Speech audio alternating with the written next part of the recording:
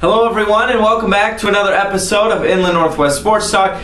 Joey Jenkins with you here. Hopefully everyone had a wonderful Labor Day weekend, and we know this weekend was really a huge weekend for high school football. And on this episode we're going to give you a wrap up of some of the different things going on in the area. We'll get to some of the scores from around the area in a little bit. But right now we send our focus to the Moscow Bears, and it was a thriller this past Friday night as they took on the Clarkston Bantams, and a tough loss for the Moscow Bears. It was an 8-7 final score, and it was a close one throughout. They went scoreless in the first 3 quarters, and then the first touchdown came for the Moscow Bears just over 3 minutes left in the ball game. They scored on a 45-yard screen pass that gave them a 7-0 lead with the extra point.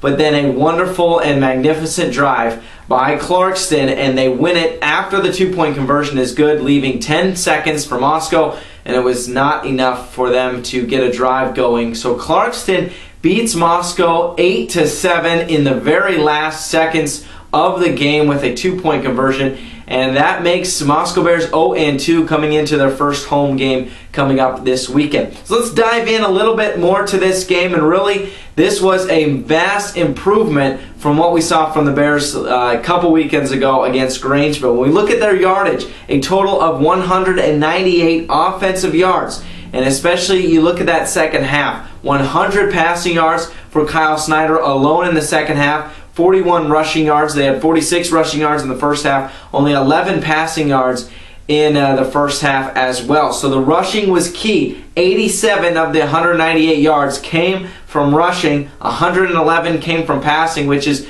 a lot of times with the Bears it looks like we'll see more rushing yards than passing yards. But the passing really got going for Kyle Snyder and company. When we look at Kyle Snyder's performance, he went 10 for 15 on the night with 1 touchdown and 1 interception. And really he started to pass a lot more in that second half. When you look at just the yardage differences in passing from the first half to the second half, he really put on the pressure and snapping the ball very well. He did very well in the pocket. Passing was well. Rushing, like we said, was well. 87 combined yards from really 3 main of the running backs for Moscow. So they end up losing this game, and what really does that mean? It was a very tough loss for Moscow, like I said earlier, and by the score, and if you listened to online or on AM 1400 ESPN Radio, you knew it was a very close game. So they do move to 0-2. The good news is both of those games were not league games, so they haven't played, of course, Lakeland or Sandpoint yet.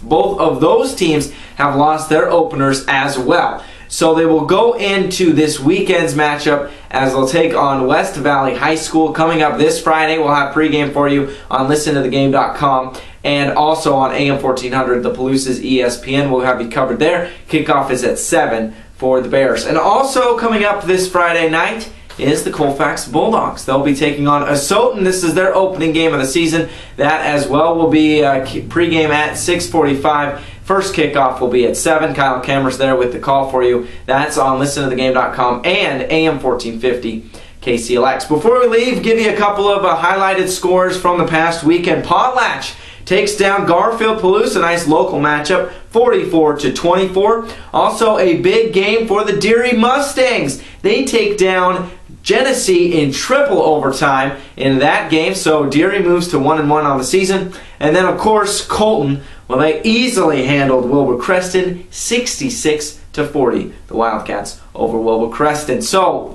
tune in this Friday night, both Moscow Bears as they take on West Valley and the Colfax Bulldogs as they take on Asotin. We'll have you kick off both of those at 7 o'clock p.m. Make sure to like us on Facebook, follow us on Twitter, and leave a comment down below on our YouTube channel for anything you'd like to see and more.